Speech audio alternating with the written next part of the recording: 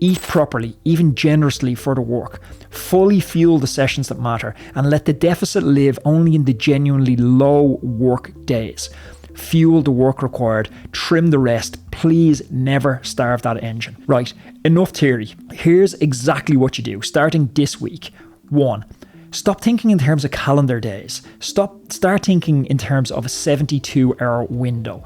This is the single biggest shift. Stop asking, what do I eat today, as if every day is the same, and start asking 3 questions. What did I do today? What am I recovering from yesterday? And what am I preparing for tomorrow? Big session tomorrow, tonight's dinner is bigger. Rest day tomorrow, tonight's dinner comes down. The food leads and trails the work across a rolling 3-day window, not a single box on a calendar. Secondly, categorize your race week honestly. Sit down with your real week and be honest. Friday's a day off, rest day. Perfect. Fuel it like it's a day off. Saturday's opener, it's a really easy day, so it's a moderate plate, not a huge feed. Sunday's race, if you actually raced hard, well, it earns the full fueling before, during and after. But if you sat in the bunch, you twiddled along, it was effectively an easy endurance ride. Be honest about that. Monday too, that's a rest day.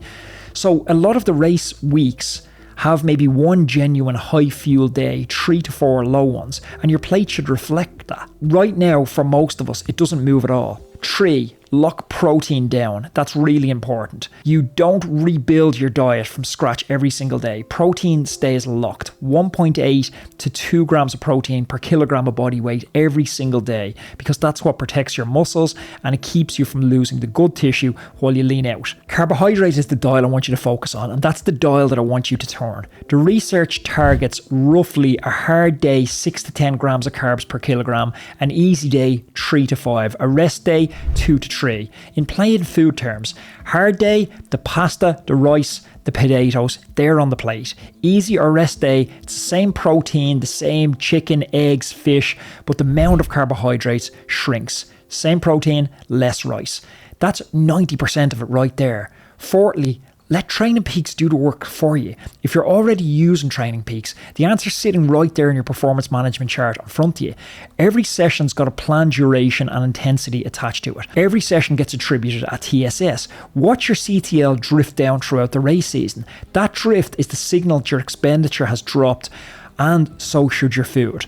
Look at tomorrow's session tonight. Big TSS number coming, eat for it.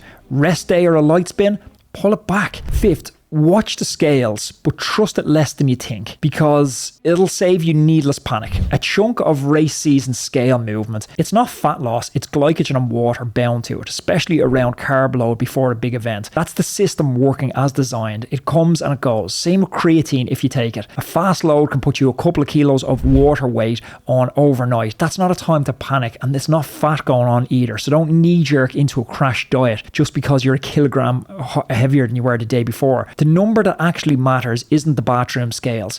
It's the time it takes you to get to the top of the climb. It's your race finishing performance. Chase performance and body composition, not just an arbitrary number on the scales.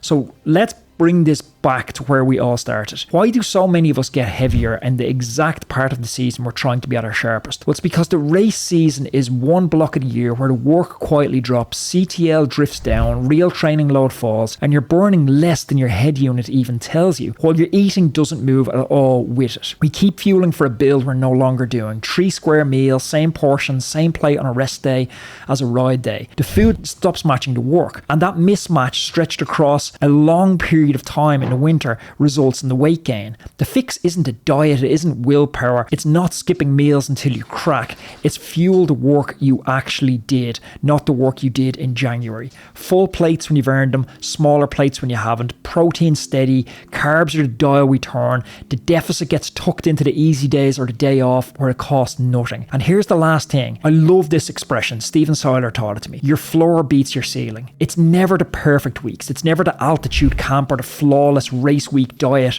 that makes you the perfect athlete. It's the hundreds of small ordinary days, the Monday plate, the rest day portion, the boring consistency nobody posts about on Instagram. That floor held day after day is what carries you to a race season lean and fueled instead of heavier and more frustrated every single year. Raise your floor, match the food to the work, and the fitness you spent all winter building will finally show up when it actually counts. I'll see you on the next one, folks.